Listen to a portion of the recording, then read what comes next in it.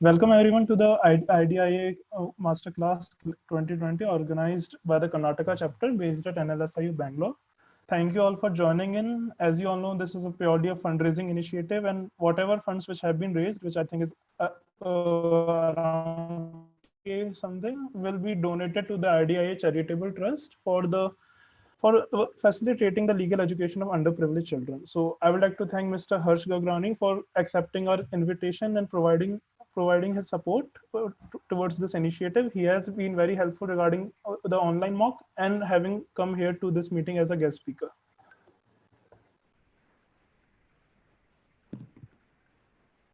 Harsh sir?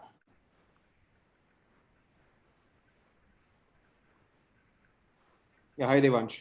Really sorry for this. Can you please repeat the last question? Oh, so now that we are starting, so I thought we should begin by summarizing the pattern change, because I think that's the main variable which has changed now. So after that, when you build on it and go to section specific. Okay. So broadly, the CLAT pattern earlier was, so the sections has remained the same. That is English, logical reasoning, legal aptitude, GK and mathematics. They've changed the names. Obviously, that's one. Secondly, the number of questions have been reduced from 200 to 150 now. And the weightage has been reduced proportionately. So legal reasoning, so earlier it was legal aptitude / reasoning. Now it is only legal reasoning. Legal reasoning is now from 35 to 39 marks instead of the 50, which was earlier. Same with GK. Earlier it was general knowledge / current affairs, but now it's current affairs including general knowledge. Third is logical reasoning, which is from 28 to 32 marks now. Same with English language, and mathematics has now become quantitative techniques, which is from 13 to 17 marks. So that is one. That is the time limit has remained the same, which was 120 minutes. Even now it's 120 minutes. The paper is now comprehension based. So what the CLAT consortium now wants us to do is read a lot of paragraphs and interpret them and answer questions on the basis of that. So earlier this used to happen only in very limited number of questions. So in reading comprehension maybe, or in some critical reasoning questions in logical reasoning and in legal reasoning. But now the complete paper itself is comprehension based. So every section, including GK, including QT, would have comprehension and questions on the basis of that. So now the paper has become a lot more reading oriented as compared to the earlier one, which had certain elements of, in a way rectifying also, but now it's completely reading oriented. So that's the major change which has happened from the previous pattern. So now it's more about reading, more about comprehending the passage. That's what it is. The number of questions has reduced, but the length hasn't really reduced of the complete paper. That's how it is. Right. So now I think let's take our specific sections, and then we can move on to the exam strategy and the preparation strategy for the last few weeks. After which we can also talk about a long-term strategy for the next year's CLAT. So Vidisha, can you help us with the English section, which is I think 20% weightage? Hi. Yes. So I believe the English is for 40 marks from the paper. I'm not entirely sure. I think the sir mentioned the range. So the good thing about English is, can everybody hear me? A lot of people seem to not be able to hear me. We can hear you, Vidisha. Oh, okay, cool. So the good thing about English is that out of all of the sections that have in fact seen a change this year, English is the least amount of change, because it's something you've always had reading comprehensions for English, and there are past year CLAT papers which have only had reading comprehensions for the entirety of the English section. So the way I see it, it's a good thing in the sense that you don't have to prep a lot differently than you would have been doing already. But one thing that I would flag right now is going to be a time concern for English. And so I have a couple of points listed, and I'll be going in that order. So the first is, how do you approach a reading comprehension? So basically now here you're going to be exposed to a variety of passages. So the first thing you have to do is you have to be comfortable with reading different types of passages. So you can't be sure of reading the exact same passage, but if, say, a certain question is about computers and your next question is about, say, economics, you shouldn't really be caught off guard simply because you don't understand how the passage flows. So one thing that in the next 3 weeks I'm assuming that you guys could be doing is exposing yourself to different types of content.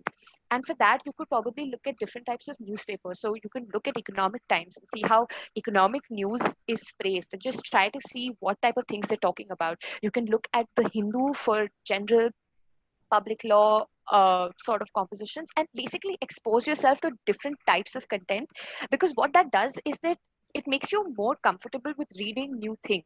So even if you are faced with a passage you've never seen before, or it's on a topic that's so obscure you've never heard of before, you're not completely thrown off by it, and you approach it with the same calm mind as you would say approach something about the parliament, which I'm assuming you guys probably read every day. The second thing that I find personally to be very, very useful is approaching my passage and my questions with a different mindset. So, this is something that's called a diffuse and focus reading. A diffuse reading is when I'm looking at the passage with a slight amount of concentration, but I'm not reading every single word with the same level of concentration. So what this does is that basically I'm registering the broad idea of this reading comprehension passage, and I'm taking into account a lot of the things that may be mentioned, but I'm not taking into account all of the detail. Now, why I think this is a good idea is because A, it's faster. In a paper that you don't have a lot of time for, I think a diffused reading of your passage is faster. And B, it also does in fact allow you to retain a general idea of what the passage is going to be. So if you're approaching a passage with just an open, clear mind, just reading it as you would read a newspaper in the morning, that's something that's a diffused reading. You'll be able to answer the who, how, when, where, and why of the passage, the broad idea. And then once you get to the question is what I like to call focus reading, is when you're going to actually sit and understand every word. And trust me when I say this, a single word in a question can make a difference, because I have made the mistake in my CLAT of not reading a single word, which basically flipped the entire question around, and I answered it incorrectly. So here it's important to read the question and understand what the question actually wants you to answer. And here with English specifically, it's a lot about reading between the lines. So a lot of questions, even in previous CLAT year papers, have been about the tone, structure, style, or arguments that the author of a passage is trying to make. And that might not be stated in a single sentence of your passage, but it's actually a broad overarching idea. And which is why once you read it with a calm mind, you'll be able to remember those things. With respect to answering questions, one thing I would highly, highly recommend is not to get too excited if you read the first option and think it's correct, because it's important, because there might be two options that are correct, but it's always going to be one option that's more correct. And that's specifically true for English. So please, with a level head, read all of your 4 options and then decide which one fits your question best. And one more thing I want to flag here would be that don't get misled by similar words that you would find in your passage and in your answers. Because a lot of times people register certain keywords and they think that the answer containing that keyword would be the right answer, when in fact that's not always true. So which is why you need to be like just exercise some caution when it comes to these things. With respect to vocabulary, the previous year's CLAT papers may have explicitly asked vocabulary questions as to what does X word mean. But here it's going to be either the word in the specific context or the phrase in a specific context or in the same way that it was. So then again, I would recommend that if it's a context-based meaning of a certain word, you should read the 2 sentences above and 2 sentences after. I feel like that's something that not only will save you time with respect to having to go back and read the whole thing, but also with the options that you would have, give you a broad idea of what could be the right answer. And one last thing I want to flag before I hand it over to Devansh, who will be doing the GK section, is reading speed. So I understand by now, all of you have, everyone who's writing the paper in 2020 at least has done a sufficient number of mock tests and has developed a certain reading speed, which would possibly, like, I hope by now allows them to finish the paper in time. But one thing you have to remember is that while you also have to read fast, you have to register what you're reading, because there's no point of finishing a passage in 10 seconds if for every single question that follows, you have to keep coming back at it. So try to strike a balance between reading speed and your reception, and work with that, and it's going to be different for everybody. So don't get worried if your best friend is reading your passage in 40 seconds and answering the same, like answering the questions if it takes you a minute. Just do what you think suits you, and it should be fine. The more important thing is to understand what the passage is going to say. And with that, I think that is all I have to say for English, unless Harsh has something to add. I think that's a pretty exhaustive answer, and that's pretty much it. But just to summarize, in fact, what Vidisha said is one, you need to read a lot, and you need to read a lot till the very last day. One mistake that a lot of CLAT aspirants are doing is, towards the end, towards the last few weeks, they've planned to not read a lot in the last few weeks, because now they think that the current affairs would not come over the last few weeks, and we've already done a lot of reading in the last few months. And CLAT was originally supposed to happen in May, and now it's almost July or August. So जितना reading करना था उतना हो गया है, but ऐसा नहीं होना चाहिए. If in the last 15, 20, 25 odd days you do not read, मुझे पूरा एक flow बना हुआ था reading का, वो flow miss हो जाएगा. And on the CLAT day, in a way you'll be back to square one. वो बीच में जितना सीखा है, वो जितना flow बना था, वो पूरा गड़बड़ हो जाएगा. That's one. Secondly, you need to focus a lot on topic specific vocabulary. So one thing which everyone would understand is, now the questions are coming on various topics. So even if I'm on science background, I need to know the basic vocab of economics. I need to know the basic vocab of business, because the passage can come on anything. In fact, a lot of passages come on economics, and students are confused because they don't know the basic terms of economics. So ऐसे जितने topics, just check all the sample papers of CLAT. Check करो कि कौन से topics के ऊपर generally passages आए, वो जिस भी एरिया के हैं, make sure that you are well versed with the vocabulary of that particular area. That is very important. So now instead of general vocabulary, the topic specific vocabulary is even more important. That's about it. So on that note, that's where I noticed that, like, I see current affairs and general knowledge now having a diffused impact even in the English section and even in the legal section, because I'm seeing a lot of the legal reasoning questions are actually based on contemporary developments. So that's another thing which I noticed. So when in regards to GK, like, when my perception when I studied the new pattern was that now I think, like, correct me of course if I'm wrong, that it's more about depth rather than just an area of coverage. Like the paper pattern, I would assume, is they expect you to know the entire context of events in which they are taking place.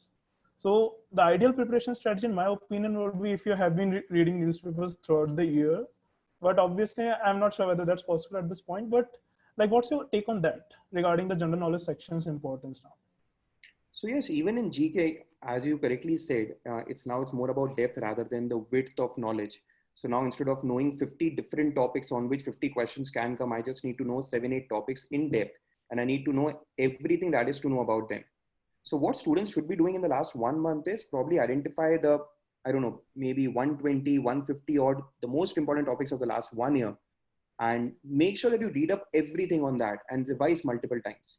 And read up does not mean just read up whatever has happened in the last 1 year, but that includes everything of, connected to the so-called static GK portion of that.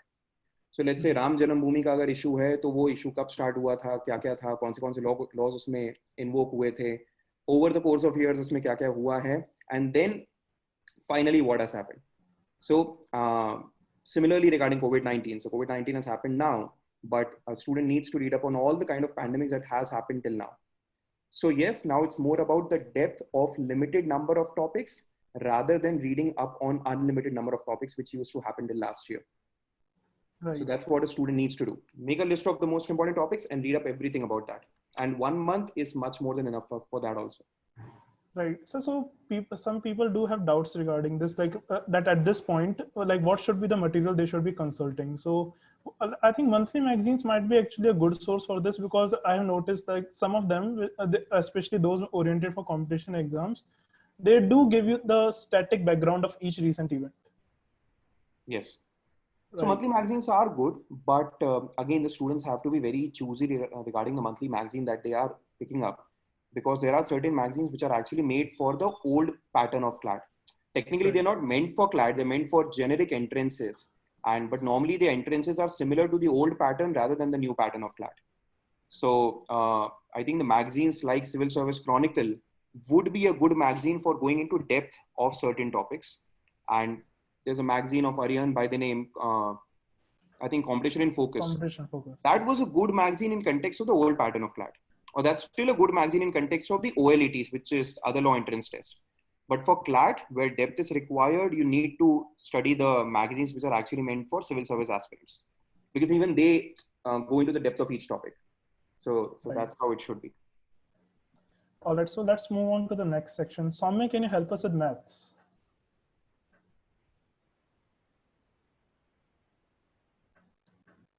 I'll just unmute you.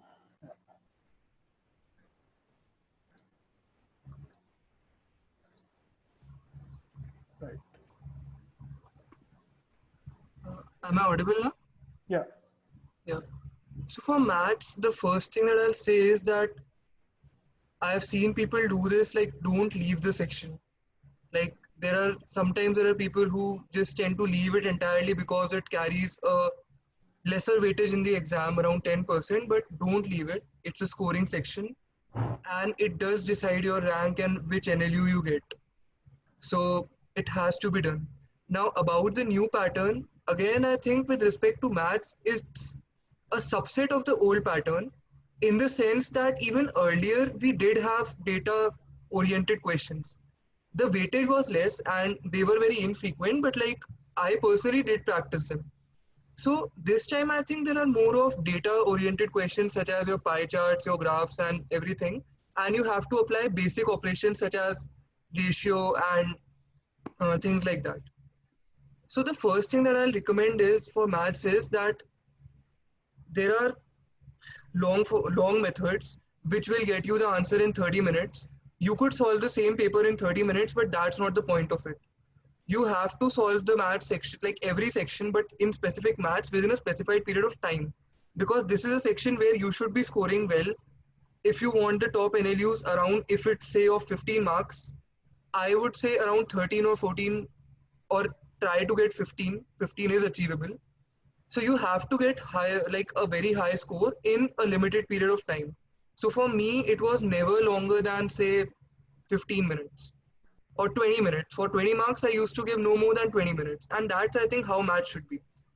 About the specific questions and about the types of questions, I'd say that for your data interpretation questions, you have a lot of sources online because data interpretation is a very important topic in many competitive exams. So you should practice a lot of them. More importantly, you should focus on different types of graphs because reading the graphs is seems very simple, but sometimes is very difficult. Like you sometimes what examiners tend to do is they change the axis or they change the orientation of the graph such that suddenly it's a completely new graph. In those questions, you have to first learn how to study the graph. What I usually did for such questions was, for example, for bar graphs or for pie charts and things like that, I used to focus on the axis first, like look at what the graph is about. Don't directly jump to what it's showing and the data and all. Look at what it's about, what they're showing on the axis.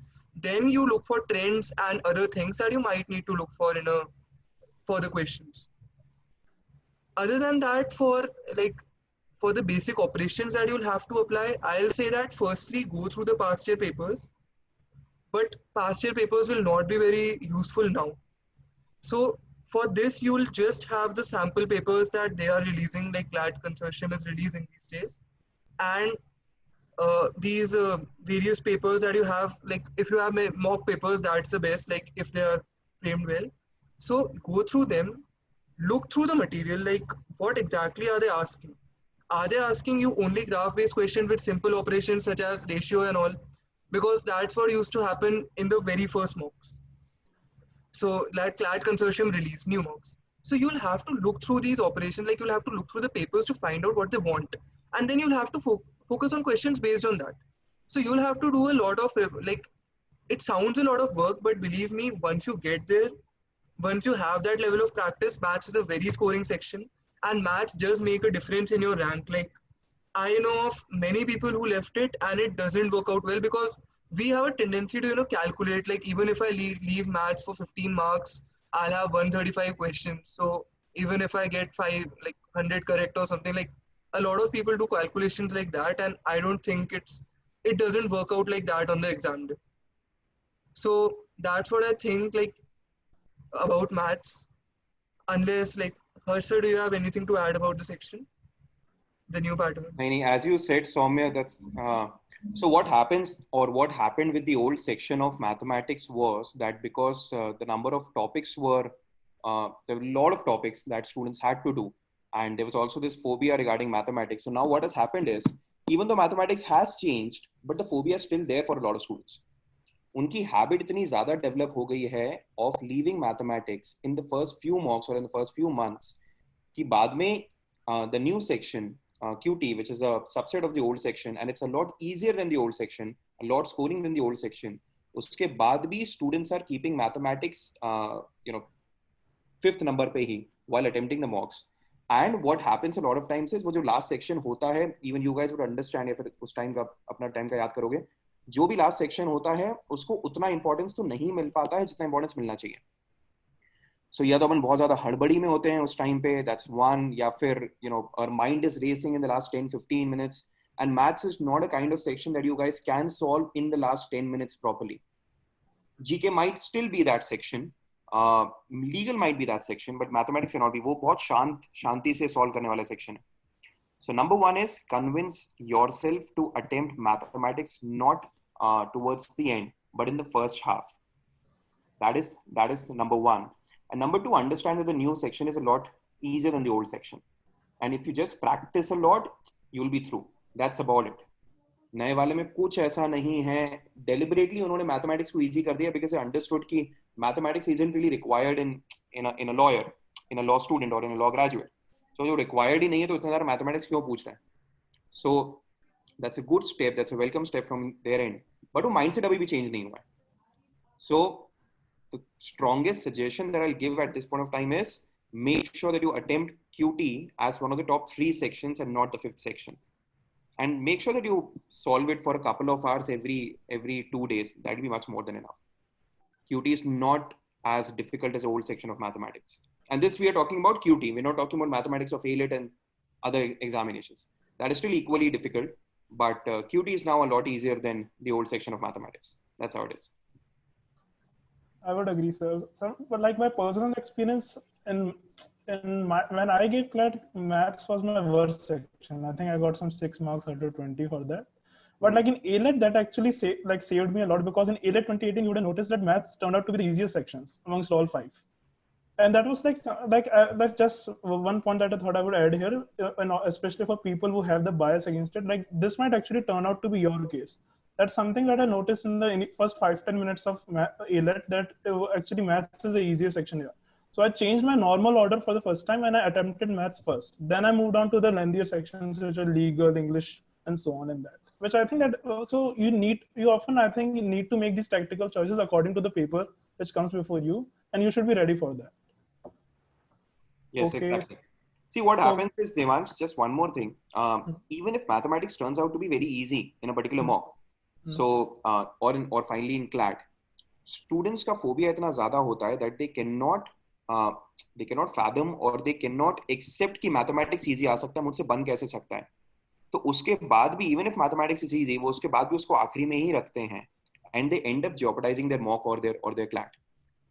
So yes, just take it like any other section and understand that it's a scoring section, पर उसमें generally ही सबका score comparatively कम आता है.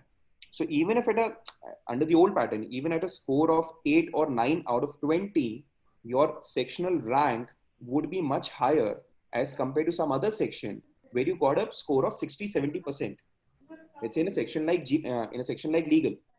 So legal was a lot scoring section as compared to mathematics. So वहाँ पे score ज़्यादा होता है but sectional rank कम होती है. Mathematics में score कम होता है, sectional rank ज़्यादा होती है, and ultimately sectional rank matters or your overall rank matters. Your score does not matter. So अगर वो समझ गए students तो आधा काम तो वहीं हो जाता है. That's how it is. Actually, I just have one quick thing to add here is what Sir said about solving math within your first 3 sections is actually a really good idea for the simple reason that now your entire paper is you reading a lot of words, and you are, trust me, like my paper, I wrote CLAT in 2018 and it was not a very tough paper. It had short questions, but by the time I got to my 3rd section, I was exhausted because you're really stressed and you're focusing so much. So a good way to do is math, because it's going to be different questions from what you're going to be answering the rest of the paper. Like say if you're going to have graphs, it's going to be visuals, or it's going to basically switch your mind into thinking differently. It's also going to serve as a really good break from the constant reading.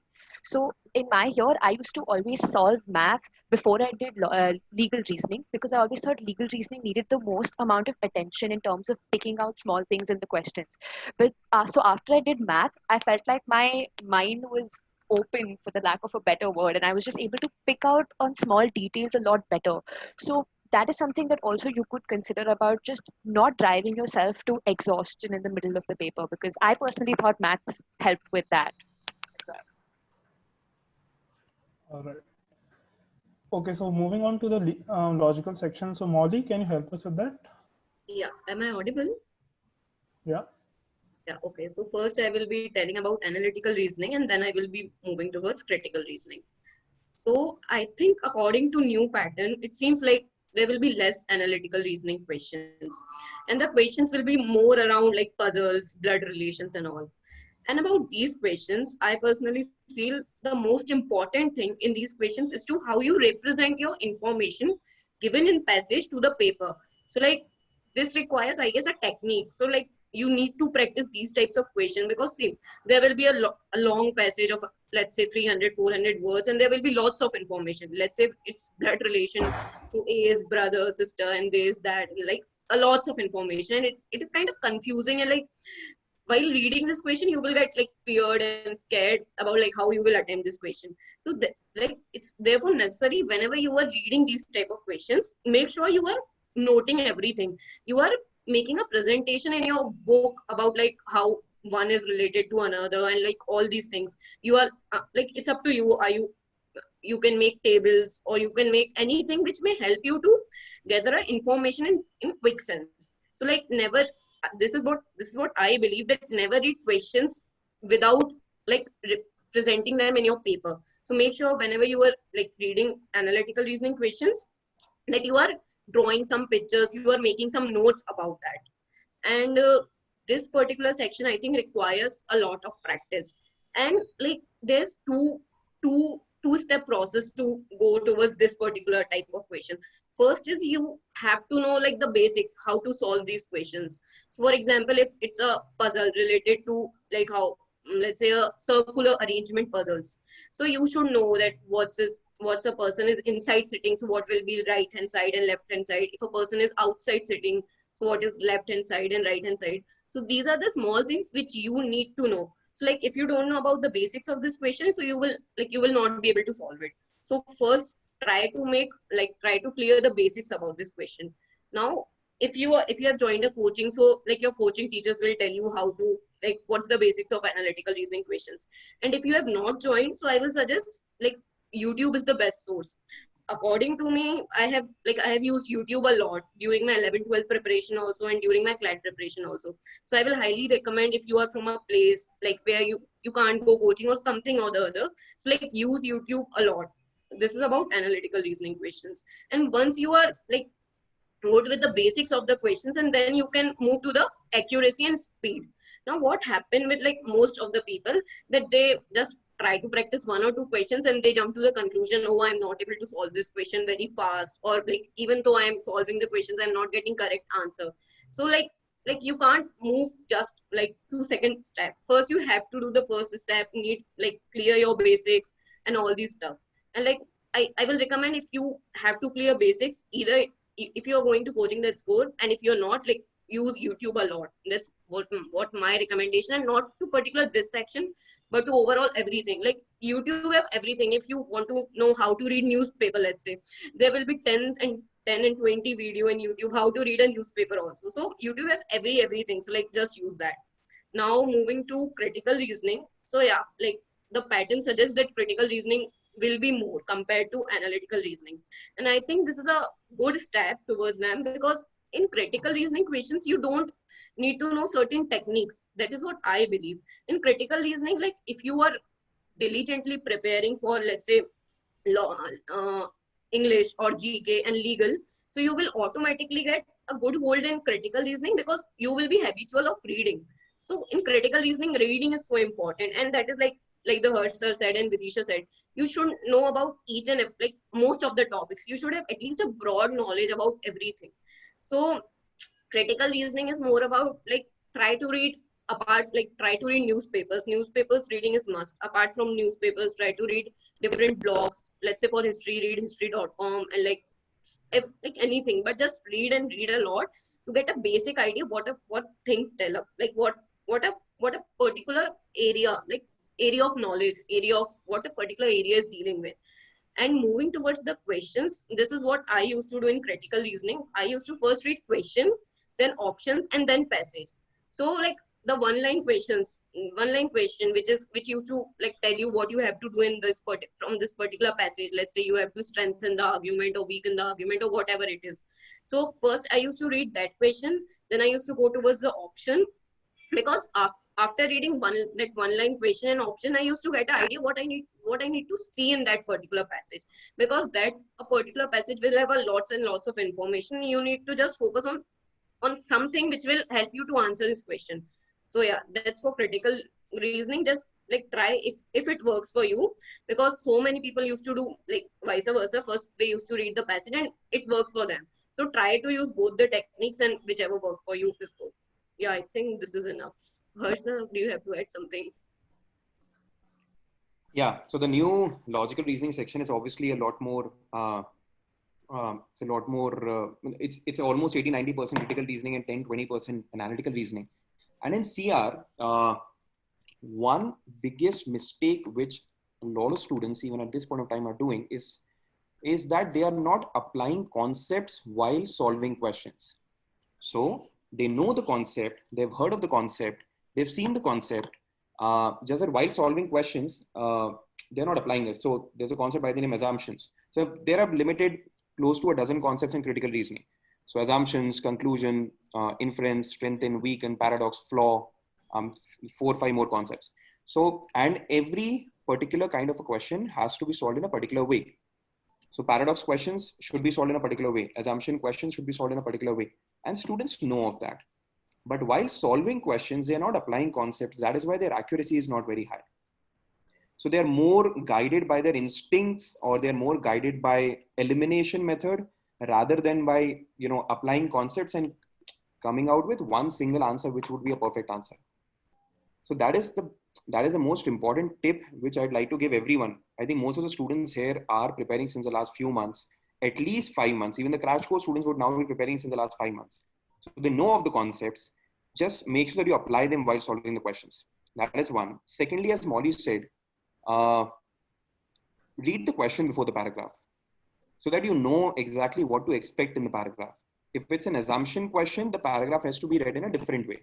You have to identify the evidence, you have to identify the conclusion, and you have to identify the link between the evidence and conclusion to come up with the assumption.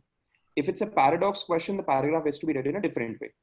So just read the questions first before reading the paragraph so that you know कि paragraph को किस perspective से पढ़ना है और मुझे क्या-क्या चीजों पर ज़्यादा focus करना है while reading the paragraph. That is 2.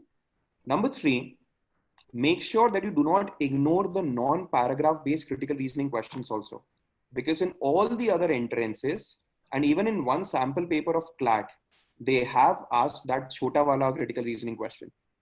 So single statement, single assumption, single statement, single conclusion, which are there in R.S. Agrawal and M.K. Pandey books. So make sure that you do not ignore those. At least go through both of these books twice before your entrances. So, and yes, you cannot achieve 100% accuracy in those chota wala questions. That's absolutely not possible. वो आज तक कोई भी नहीं कर पाया है. कोई अगर कर पाया है तो उसका मतलब ये है उसके concepts clear नहीं है. That's the irony. उसका मतलब ये उसके concepts clear नहीं है. And that is because what happens in these questions is जो concept लगा के you are able to solve 3 out of 5 questions, exactly उसी concept से remaining 2 questions गलत हो जाएंगे. This happened a lot in course of action questions, assumption questions, argument questions, and I taught these questions around 2 साल पहले तक. तो ये होता था कि मैंने एक पर्टिकुलर कॉन्सेप्ट बताया जिससे वो 3 क्वेश्चन सॉल्व हो गए. चौथे क्वेश्चन में स्टूडेंट ने वही कॉन्सेप्ट लगा के बोला सर फिर तो आंसर ये होना चाहिए था. And everyone who has solved R.S. Agrawal knows what I'm talking about, right? So वहाँ पे do not look for 100% accuracy. Just make sure that even if you're getting 80% accuracy, that's much more than enough. even 80% accuracy would actually mean that you're in that top 1%. That is one. But in the paragraph based questions, जो CLAT में काफी ज़्यादा आने वाले हैं, you can aim for 100% accuracy. Because वो questions proper thorough concepts पे होते हैं.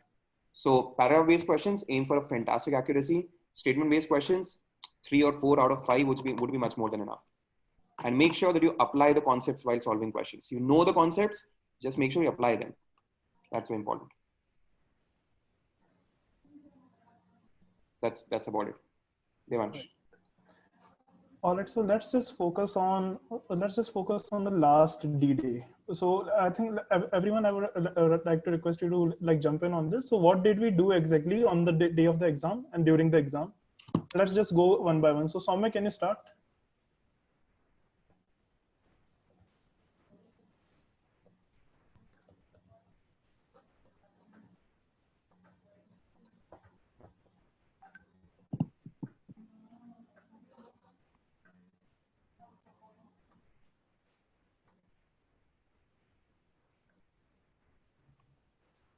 Okay, so on the day of the exam, like for me, it was I think 26th May. I'll just say that I didn't do anything.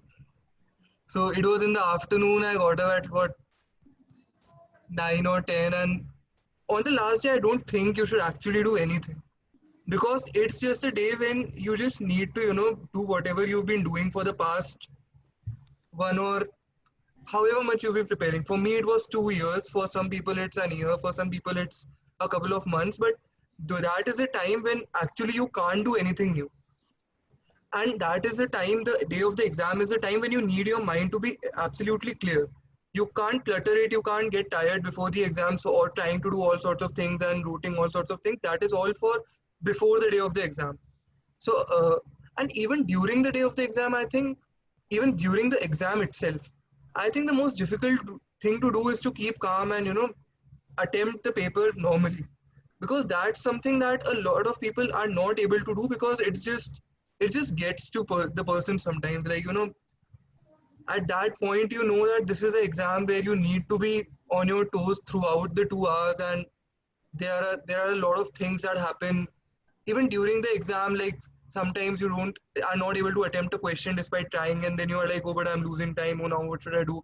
Should I give this 1 more minute or something? So keeping calm sometimes becomes difficult, but I'll just say that you have to do it, and that's the most difficult thing to do. So you have to attempt it like you would attempt a mock paper if you attempt those calmly. Like at mock, usually we attempt calmly, it's a paper that you screw up. For me, that's one thing I did. I stayed calm throughout the paper. Like that's something that worked for me. Secondly, usually we have a kind of pattern that we follow based on our strengths and weaknesses in the paper itself. So for me, it was first GK, since for me it was the shortest. GK, then logical, or for me, it was not logical, it was legal. GK, then legal, then maths, and then I used to switch. Like if English was very tough, I used to go for English first. I used to balance between English and logical. I was able to pull that off. But then critical reasoning questions, since you have more critical reasoning questions, you might want to change this pattern. And even I changed this pattern according to whatever I felt was the right thing for me to do. So in my CLAT, I've followed this pattern since the paper was overall very easy. Like there was no section that was tricky. But I would say that during the exam, change it if you need to change. So for example, if maths is very, very tough, you should keep it earlier even normally, but you should factor in accordingly. If, for example, English is very tough, you might want to keep it earlier. So keep the tougher section, I'd say, don't keep them at the last. If you feel that a particular section is very tough, you can't do it. If you just keep it at the last, you will screw that up and you will not score in it. So it has to be a balancing exercise. And for me, I just told you the pattern. You might have to vary it according to your needs.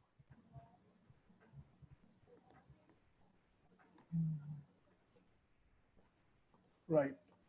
Yeah, so I think this is particularly important because I think this happened to a couple of my friends when I gave CLAT. So the thing was, the math section I think was particularly tough, especially by CLAT standards in 2018. So a lot of them, especially those who prided themselves on like having good maths, they took it to be an ego issue, and they wasted some 45 minutes properly solving the section, getting everything right, but in the end missing out half of legal. So I think that's something. So basically the thumb rule should be that unless other things being equal, you should attempt the sections according to your strengths. But as soon as the paper pattern seems to have changed, please modify that accordingly. All right. So Molly, do you want to weigh in further? Yeah. So I just want to add one point. So in the starting of my practice, what I used to do, whenever I got a mock, I like started attempting it. I don't see the whole paper. But like then lately, what used to happen that if you will not see the whole paper, like once if you will not skim through the whole paper before starting to attempt it, you will get a surprise in the sense in the middle of the paper, you will get a surprise. Oh, English is easy. Yeah. Oh, maths is difficult and all these things. So this is the one tip which I wanted to give, that before starting paper, just skim through all the paper. So like what happened in 2019, like paper was kind of very easy. So when I saw the paper, I skimmed through like everything within 2 minutes, and I got the idea that paper is so easy. So like I will be able to cover the paper. The important thing is to maintain accuracy. And this is a human tendency when we will see something easy and we can do it. So what we used to do fast, and in because of that, like it might cost us the accuracy. So that's why I will say first see the paper, get the idea, is the paper is difficult or easy and all that thing, and then attempt the paper, and don't do this all thing like in 5 or 10 minutes. Try to do all this thing in 2 minutes. So yeah, just once skim through all the paper like in 2 minutes and then start attempting it. Yeah, that's all from my side.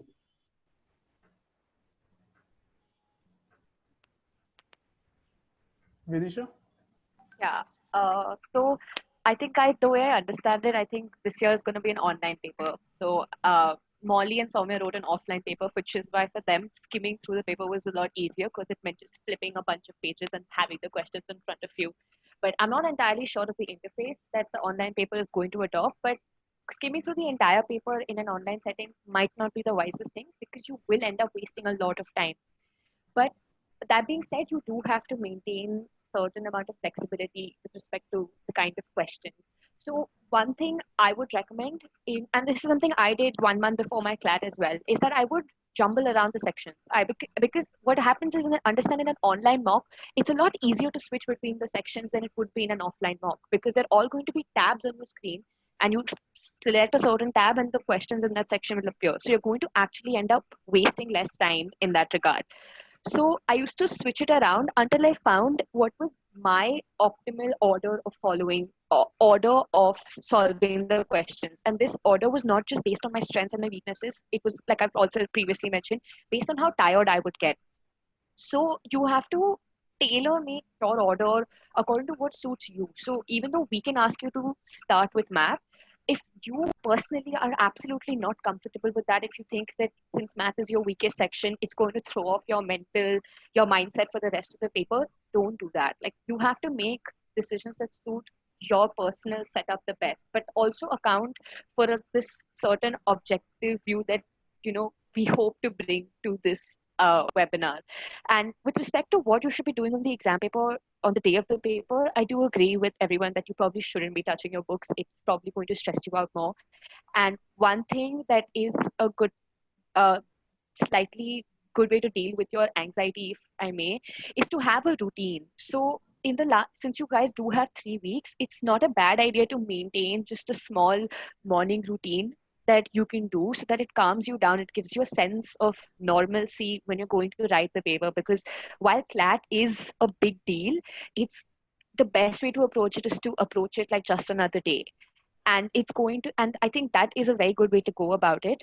And one thing I would like to add as a word of caution is that be prepared for any external factors as supposed, like the electricity going, or there being a net crash, because my year saw a Pan India server crash as soon as everybody started to log in. And I know for a fact that everybody who made it to the colleges that they wanted to did it because they maintained their calm in those 15 minutes when the problem was being fixed. And everybody who didn't probably lost out because their mindset went for a toss.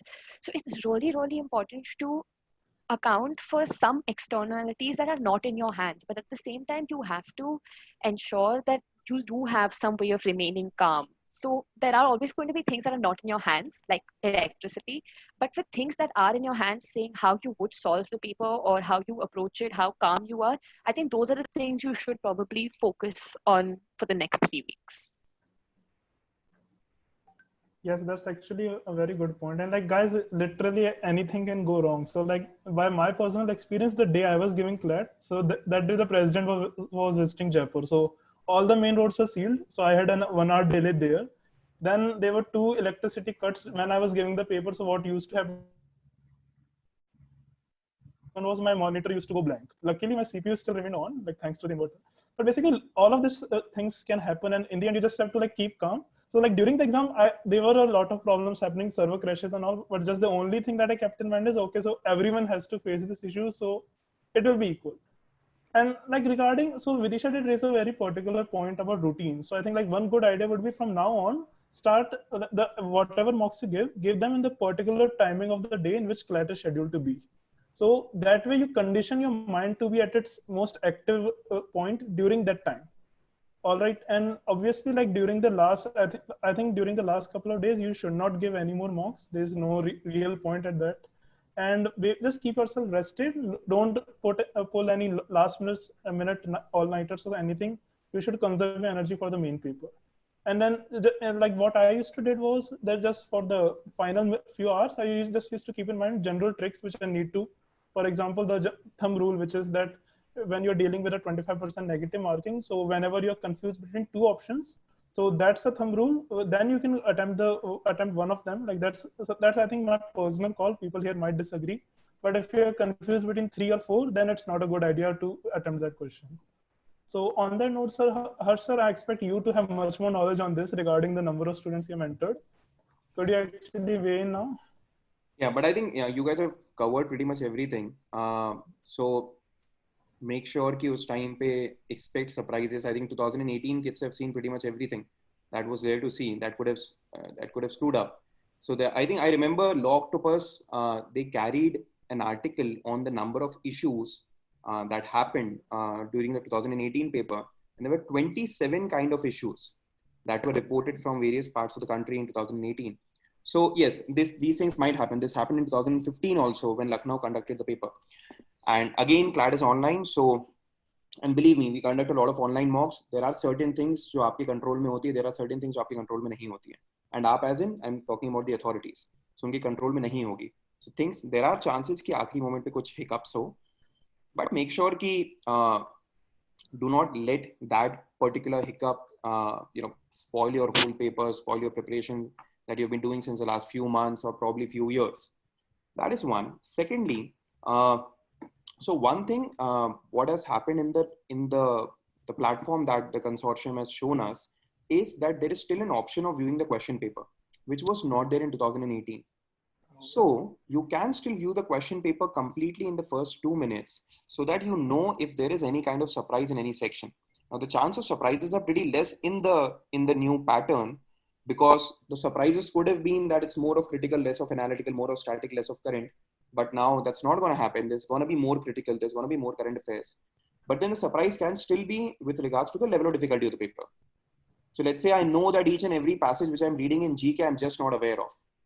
Or probably the English passages are extremely difficult. So do skim through the complete paper in the first 1 to 2 minutes. That's one. Number two, everyone would have taken a lot of mocks. So everyone knows that what is an ideal timing of each section. It's easier to stick to a particular timing, or it's easier to track your timing in an online mock rather than in an offline mock. Offline is just more efforts. वो घड़ी होना चाहिए या wrist watch होनी चाहिए या फिर वहाँ पे room में घड़ी होनी चाहिए. It's just more efforts. Online में the timing is right there in front of you. So make sure that you are completely aware of the time that you are devoting to each section. Otherwise, the last few sections will get jeopardized, or at least the last section will definitely get jeopardized. And that you cannot afford that if you're aiming for the top 5 colleges. That's number 2. Number 3, one peculiar thing about online examination is that after a while, your efficiency will go down. Your efficiency is definitely going to go down after 40 minutes, 50 minutes, because now it's even more reading as compared to the previous one. So wo 2 घंटे तक sustain कर पाना is very difficult. So what we suggest to the students is the 20-20 rule, which is a pretty famous rule in IT industry. That is, after 20 minutes of staring at the screen, stare for 20 seconds somewhere outside the screen. So थोड़ा सा सुनने में अजीब सा लगता है, but it's pretty effective because वो 20 seconds नहीं 10 seconds के लिए कहीं दूर देख लो. But the idea is that your eyes should get rest. You cannot stare at the screen and you cannot concentrate for 120 minutes at the same efficiency. Your efficiency is bound to go down, and that 10, 15, 20 seconds का rest will really help you. So that is one. 20 minutes की जगह 30 minutes कर सकते हो, 30 minutes and then 10 seconds. But the idea is give yourself a break, a very small break after a bit. And make sure that the break is very small. Now 10 seconds ऐसा नहीं हो 30 seconds हो जाए 60 seconds. Make sure that the break is very small. That is one. Make sure बीच में mental balance बहुत ज़्यादा बना के रखो. There would be certain questions जो especially in GK जो पढ़े थे, समझे थे, डिस्कस किए थे, मॉक्स में आए थे, रिवाइज करे थे, पर पता नहीं कि उस टाइम पे याद नहीं आ रहा है. So this happens. सो उस टाइम पर अपने आप को मतलब रिग्रेट करना, मैंने उसको वापस क्यों नहीं रिवाइज करा एंड ऑल. मेक श्योर कि वो सारी फीलिंग्स को अपन रिजर्व करें for 5 PM, but before 5 PM feelings नहीं आनी चाहिए. That's pretty much it. So I think everyone has covered everything. उस टाइम पे mental balance is very important. Whatever planning that you've done for the final day through taking a lot of mocks, so that implementation of that planning is very important. Sectional time limit, make sure that you stick to the sectional time limit. Make sure कि certain kind of questions जो थोड़ा सा अपने को off guard कर सकते हैं. This might happen in ALET even more. So ALET, since the last 10-11 years, they have a tendency of including at least one passage that will catch you off guard. It can be an analytical reasoning passage, a DI passage. It can be an extremely difficult English passage, but I'm sure the idea behind that is not to test whether you're actually able to attempt that passage. It's more to test your mental balance at that point of time. And students end up screwing up after reading that passage. So make sure that doesn't happen with you. That's pretty much it, I think. Right. So particularly about ALET, like that's also that I completely agree with you. That's also a trend that I had identified. So basically, like I used to just classify these as sinkhole questions that they are not meant to be attempted.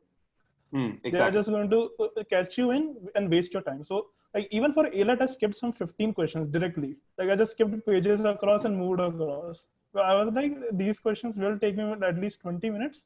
I'll come back if I have more time. Otherwise, there's no point. And the same thing, I think, the way CLAT is structured, I think you should expect these sinkhole questions to come up. That's again, that's your flexibility. Make sure you know your own capabilities and you know when to move on. Don't take any question to be an ego, because that does happen a lot, that aspirants just get stuck on one question that now we have to solve this, whatever happens. Avoid that, because especially with unpredictable patterns, you never know whether the cutoff is going to be very high or super low. So don't let whatever experiences you have through mocks and all influence the judgments and calls that you take place during that time and on that day. And all right, so is there any just one last point, Devansh, regarding the ego issue. This happens a lot with kids. Uska बहुत ज़्यादा ध्यान रखना, because see, now students have practiced even more as compared to what a student normally practices. So students have practiced what I think close to 70-80 CLAT mocks in total. Now they've got a lot of CLAT mocks from various coaching institutes, and they've practiced a lot. And when you practice a lot, you get sort of a sense of assurance that you'll be able to solve anything and everything. But that is where you need to create a balance, that there's still a negative marking of 0.25. You cannot end up attempting 140, 145 questions unless you truly deserve being an AIR 1, 2, 3. And even in that case, I don't think 140, 145 would be the correct way to go about it. So you need to understand which question to attempt, which question to skip. This is now equally important both in CLAT and ALET. In CLAT, earlier the number of questions were high, so there was still a scope of getting back, even though there was certain negative marking. But now with 150 questions, I don't think anyone should be attempting more than 125, 130 questions. So you need to understand the kind of questions that you should be skipping altogether. और उसको ego issue नहीं लेना है. Right. All right. So now we seem to be reaching the end time of this session. So Ananya, can you please give a vote of thanks here? Yeah, sure. So hi, sir. I'm Ananya. I'm the Deputy Team Leader at DIA Fundraising for the Karnataka chapter at NLS. So we'd like to thank all the speakers for joining in, and particularly Harsh sir for coming in out despite your busy schedule. And hopefully the session was helpful for all the CLAT aspirants, and looking forward to seeing some of you at NLS very soon. All the best, guys. Thank you so much, sir. Thank you so much, Ananya. Right. On that note, the mock is still live till 10 p.m. Please go ahead and give it, and all the best, guys. All right, that's end the meeting. Chalo, all the best, everyone.